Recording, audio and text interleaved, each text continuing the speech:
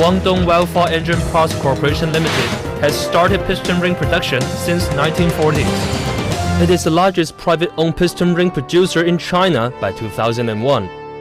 Welfare has 5 subsidiary companies and 1 laboratory covering 300,000 square meters in Guangdong and Hunan province, which also includes 10 workshops, thousands of equipments. The capital is amounted to 160 million yuan. The annual production reaches hundreds of millions of pieces. Welfare has introduced over 10 production lines and advanced technologies from German GWES and Japan Katauka Seiki. The management completely is in accordance with ISO 9002, QS 9000, and TS 16949 quality standards. All possible problems are under control at the initial stage. Quality and service wins honors and reliable partners. Welfare has supplied over 100 OEM factories and 1,100 aftermarket parts businesses.